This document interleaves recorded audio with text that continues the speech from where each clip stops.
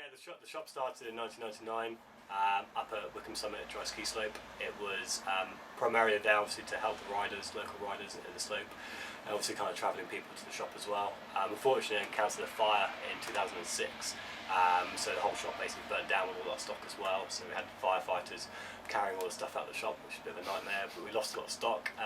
So we were, okay, what should we do? And we found this premises here in Marlow, so we moved here. We've been here for 8 years since. Which has been a bit of a blessing in disguise. We get a lot more people from the high street now, a lot more customers. Our website of the business has grown dramatically as well since we've been here. We now have our site on eBay and on Amazon as well as our own website, so it crosses through different platforms. But yeah, it's our 15th winter this year, so we're quite excited for our 15th birthday.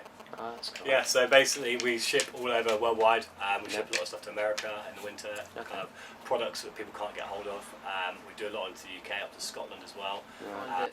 Can you compete price-wise with the States and stuff? You can, with price-wise with the States it's a little bit trickier, but usually it's hard to find items that people are after, or spare parts especially. We do a lot of spare parts, bindings and boot accessories, laces and toe straps and bits and pieces, so people do struggle in America to find those pieces.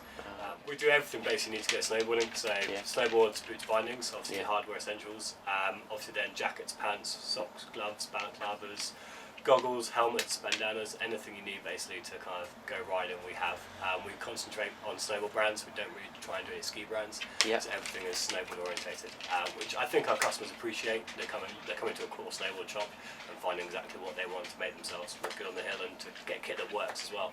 I think we really encourage that everything we actually have is decent kit, it's good waterproof ratings, it's well built, so we know that when we give that person an item they're going to have a good time on the hill and not struggle. You've really got to pick and choose the best kit that you think is the best stuff to sell to people. And we only make sure that we do the right brands that we think are the right things to sell. We try not to do brands we don't think are going to work or perform correctly on the mountain. So everything we sell, we know and we trust ourselves that we would use. We can then rely on to the customers, and then they. So it's not. But although you probably class yourself as a core snowboard store, it's not necessarily just niche brands. And like that. It's just whatever product is going to deliver. Whatever product, we do brands like North Face, which obviously cross slope to ski, but they're high-end mountain kind of snowboard range like Zavadilla, range and stuff like that. It just kind of, there's some customers looking for that sort of stuff, and it just means that you've got those brands which overview everything. So with North Face and Burton and Bonfire, you've kind of got those mainstream brands, but at the same time you'll do a bit of Air Blaster and Gnarly and have those core brands. So you've got a bit of pick and choose of whatever you want. But it's great being an independent shop that you can choose whatever brand you want. You're not stuck to having to do certain big brands that you're going to sell. You can try a few little things and see how they work. I think in the last few years we've found the regeneration of online, I guess, is the biggest thing. Now people are looking to buy everything online and have the overview of all the brands and all the products on the website. So the website is so key to have well displayed and simple layout. We had a first website quite a few years ago, and it was a little bit tricky to kind of work out all the categories.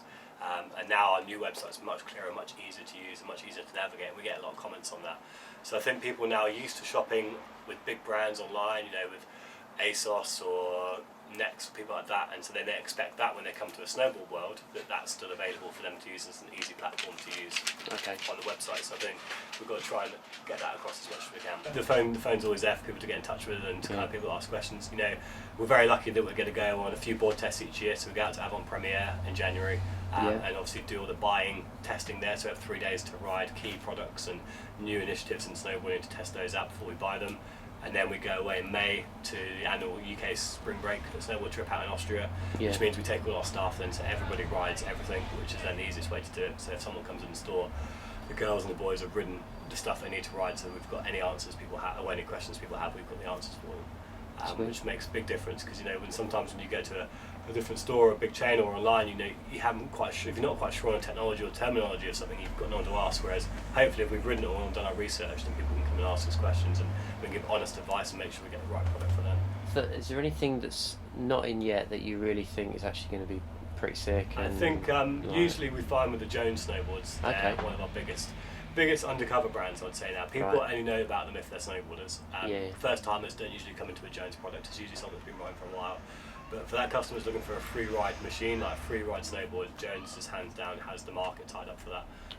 And what's changed? Anything changed in terms of their range and stuff from last not year particularly too much. They have another split board out in the hovercraft, which is their popular kind of powder board. They've bought a split version out of that.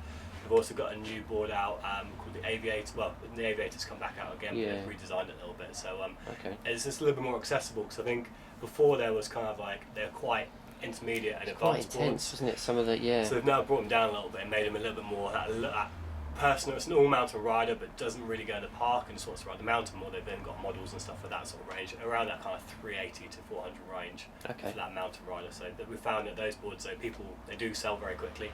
Yeah. People come in and ask for them, and they're looking for them. Even now we have pre-orders for them already.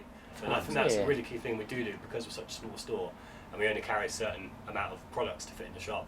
You know, we can only fit 32 jackets on the shelf and 30 men's boots on the shelf. It's like, we'll give the option to people to order stuff, so we can contact all our distributors and our suppliers, and we can order certain products. So if you see a jacket that you like that we don't sell, we can get it in for you, or a boot that's in a different colour, we can obviously try the boot on and we can order you the right boot and sort of thing in the right colour. So we do have that leeway, which some other stores don't have, which I think we do quite a lot of in the winter, like special orders for people. That's cool.